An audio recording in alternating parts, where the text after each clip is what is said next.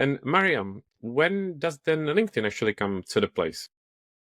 Yeah, LinkedIn has been my friend for a long time.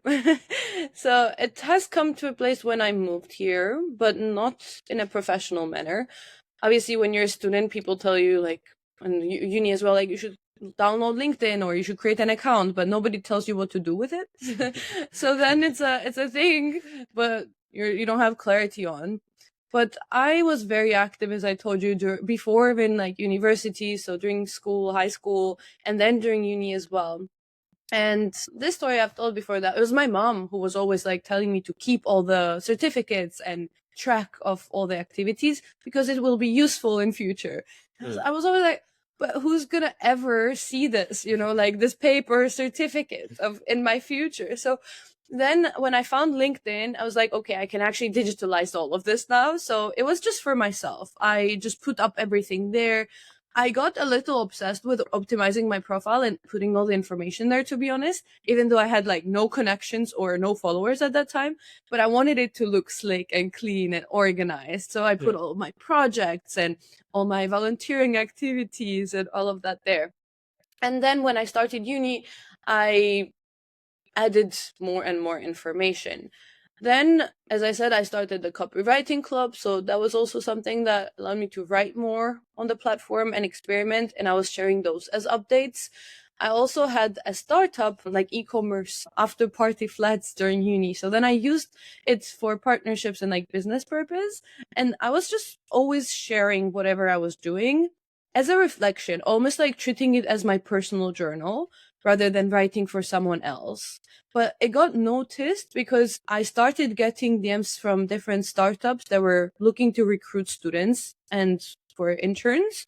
And they were reaching out to me saying, like, oh, I see that you are in student association and you're active and you're doing all of those things and like engaging students. Like, would you be interested? So that was the first time that the opportunity worked out in a way of like, okay, I had to step back and think I'm doing something here because my classmates were sort of applying for those internships versus I was getting those internships in DMs. So that was a switch of like, okay, what am I doing different? What is it that's attracting that's interest or opportunity around me? So that's how it started. Mhm. And that was in my first few years. And then I just kept going. And do you remember how long time ago was it roughly? It often 2020-ish? Yeah.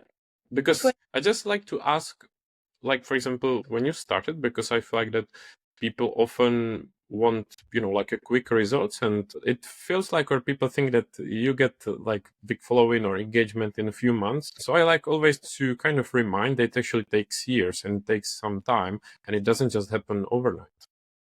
Yeah, absolutely. And that's a great reminder, especially if you're aiming for an organic growth and you're building for authority.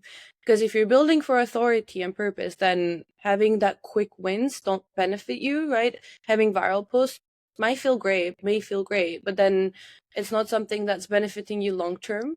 Yeah. So obviously it's going to take time. For me, I would say it took me like almost a year since being strategic with it.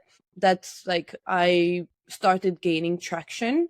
Even though I started posting beforehand, that was as a student, right? So I was already on the platform. I would say I was doing a great pre-work on it. So unintentionally so, but definitely took more time than one would think.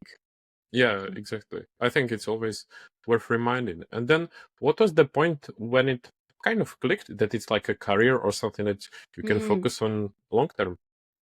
Again, it came my way. And it's funny I talk this way that those opportunities have been coming my way. But genuinely, when you are putting in the work, but also like are open and just doing your best, I think that things arise around you and then you have to be quick to tap into them. And that has been the case for me. One story around that is the first ever client of mine who was from Bahrain. And I always mention him because I admire him for just, trusting me and giving me the opportunity very early on was when I wasn't even talking about branding. I was not offering any services. I wasn't selling anything. But he really liked my profile and he reached out to me saying that he is a CEO of a recruitment firm. He hired new team and he wants their profiles to look slick and nice and professional, and he thought that my profile was really good and if I were offering such service. At that time, I didn't. But then I said yes. I said yes, I do. And I was very shy to even charge them. So I Mm. think just for formalities, I charged them very little. It was a big project with 8 people in the end. It was him, his co-founder, and the team members. So it was my first ever project like that, whereas I had to speak to them one by one, hear what they are looking for, who their target is, what type of recruitment do they do, what industry they are in, what information they want to be shown, and then just like optimize based on that. And that was my first ever time that I saw it as an opportunity to turn it into a profession.